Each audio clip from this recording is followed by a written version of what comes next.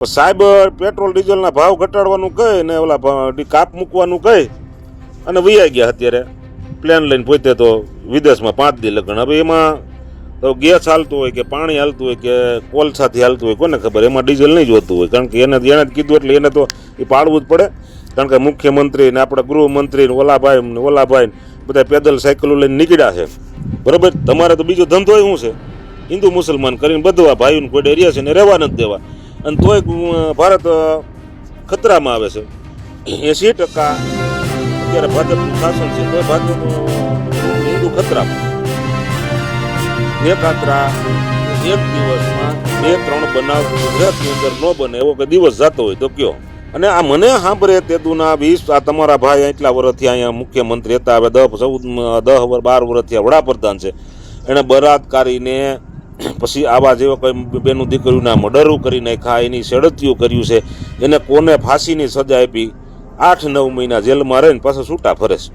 કે અમારા સાહેબ આવ્યા પછી આ 5 વર્ષથી 6 વર્ષની અંદર 1 રૂપિયો ડીઝલમાં કે પેટ્રોલમાં ભાવ નથી વધારો થયો. એમાં સાચા છો તમે. કારણ કે પહેલાંની સરકાર હતી 60 વર્ષની અંદર 50 રૂપિયા પેટ્રોલ ડીઝલ પીગા હતા. ડીઝલ તો પીગું જ નહોતું, પેટ્રોલ પીગું હતું 50 રૂપિયા 55 રૂપિયા. બરોબર. અને તમે સીધા 4 વર્ષમાં સીધા ડબલ કરી નાખ્યા. પછી તમારા બાપ તમારું કાંઈ વધારવાના જ છે ભાઈ ભાવ. અને માત્ર પાછા એમ કે કોંગ્રેસ આવી ઠીકડું આવું ભૂસડું આવું. એટલે ભાઈ કોંગ્રેસે કાંઈ જે કાંઈ દીધું ને એ તમારા બાપની દેણ નથી, ભાજપ વાળાની દઈ શકે. બરોબર છે. આજની તારીખે આ ખેતી બેતીયું કરતા હોય ને અને તમે શાંતિથી રહ્યો છો ને, ઘરના મકાનો બનાવો છો ને ઘરની ખેતીઓમાં જે કાંઈ કરો છો ને એ કોંગ્રેસની દેણ છે ને. તેથી સરદારને અને તમને કહું આંબેડકર ને એ બધાએ અને ગાંધીજીને બધા ભેગા થઈને એ તમને દેવડાવ્યું છે.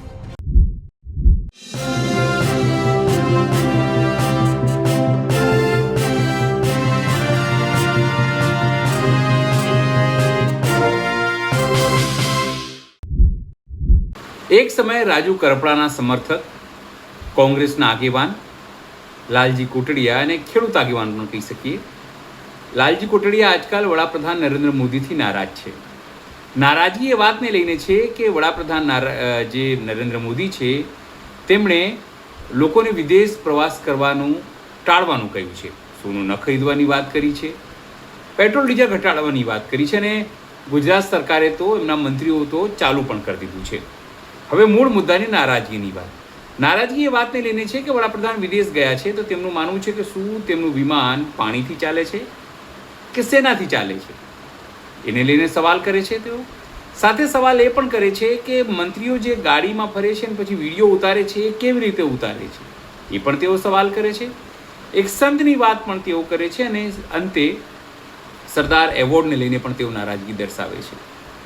અને ખાસ કરીને મોદી ભક્તોને, ખાસ કરીને ભાજપના જે સમર્થકો છે તેમને તેમના ઉપર એ વ્યંગ પણ કરે છે.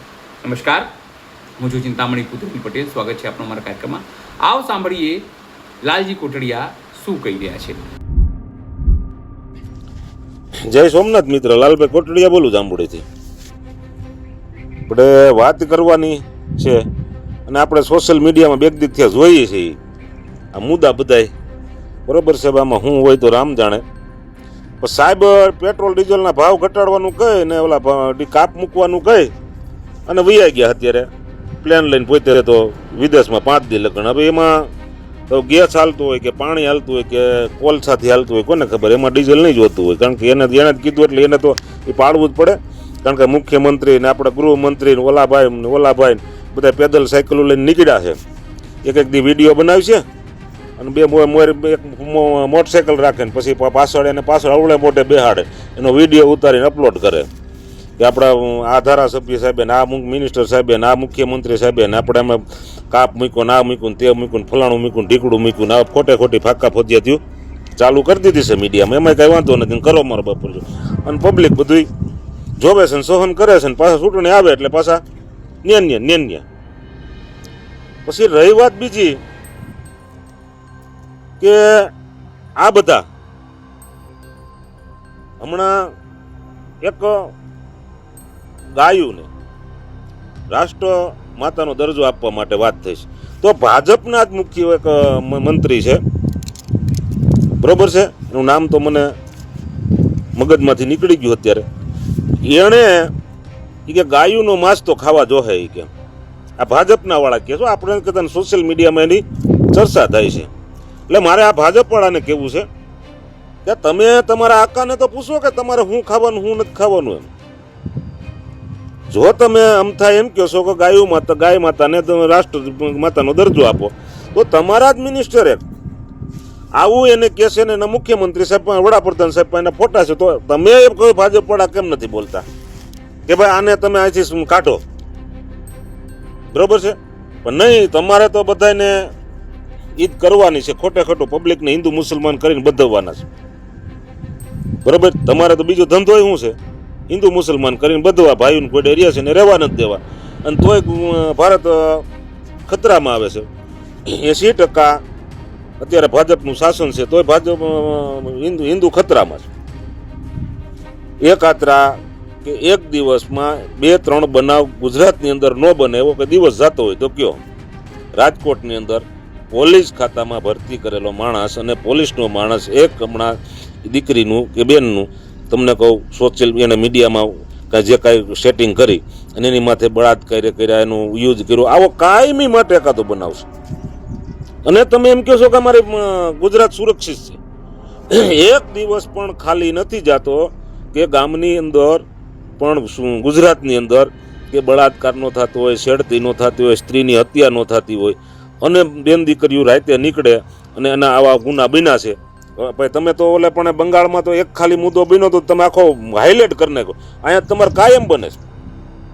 અને આ મને સાંભળે તેદુના 20 આ તમારા ભાઈ એટલા વર્ષથી અહીંયા મુખ્યમંત્રી હતા, હવે 10-12 વર્ષથી વડાપ્રધાન છે.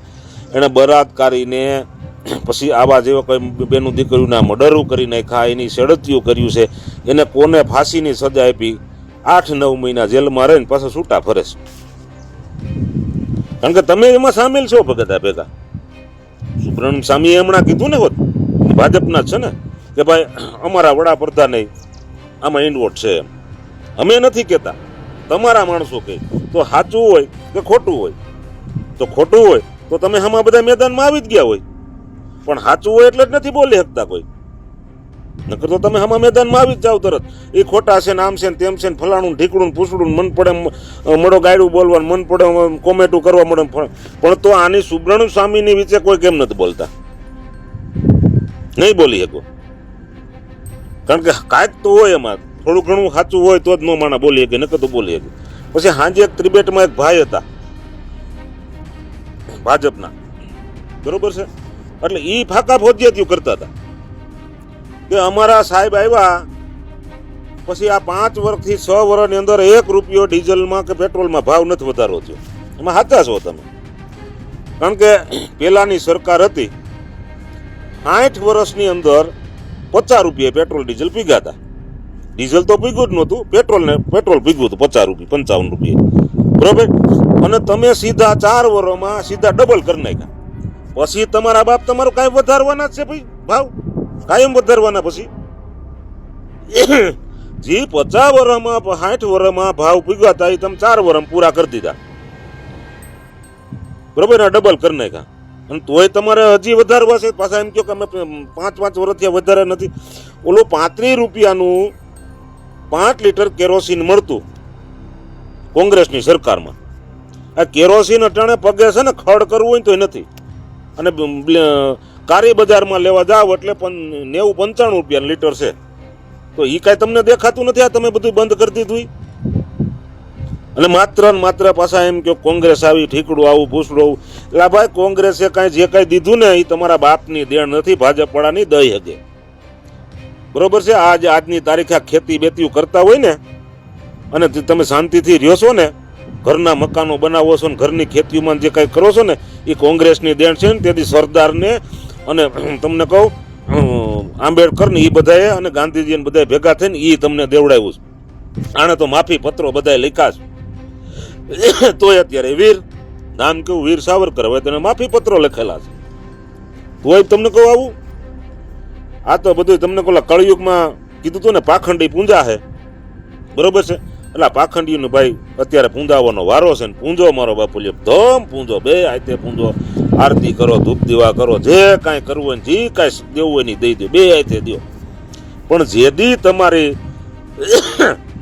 ખબર પડી ને તેથી બહુ મોડું થઈ જાય સમજો વિચારો જાણો જોવો અને જરીક મગજ દોડવો આજની યુવા પેઢીને જરીક મગજ દોડવો બરોબર સરદાર સાહેબ જેવાના તમને કહું સ્ટેડિયમના નામ ભૂવા મળ્યા જેને 500 રજવાડા એકત્રિત કર્યા અને સાચા હકદાર તો તમને કહું એવોર્ડના કોણ છે આપણે કૃષ્ણકુમારજી છે એને સરદાર એવોર્ડ આપવો જોઈએ પછી જ્યારે ભાવનગરની અંદર 2 જણા જેથી સાહેબનું મોદી સાહેબ ઓલા સરદાર સાહેબનું જેથી ત્યાં રેલી હતી 1947ની આજુબાજુ ત્યારે એક પટેલ અને એક મોદી 2 ભાઈઓ ઓફ થઈ ગયા એના મૃત્યુ થયા હતા બરોબર છે એ શહીદ થયા હતા એને એવોર્ડ જોઈએ આપવો જોઈએ હવે આ બધાને લે ભાગુને એવોર્ડ આપી અને અમારા આ સમાજે ક્યાં હાલી નીકળ્યો છે કંઈ ખબર નથી પડતી પાછા કોમેન્ટો કરશે મોદી ભક્તો બરોબર છે અને મોદી વંશો એમ કોમેન્ટો કરશે તું આવો છો ને તું દેવો છો એટલે ભાઈ હું ક્યાં તમારી ઘરે ખાવા પીવા આવું છું બરોબર છે હું મારી રીતે રહું છું મજા કરું અને બરોબર 4 વાગે 5 વાગે વાડીએ બેઠો હોય અને વિડીયો બનાવું છું જેને જેથી ઈચ્છા થાય તેથી મારો બાપુ લ્યો વી આવજો એટલું કંઈ વિનું છું જય ભારત.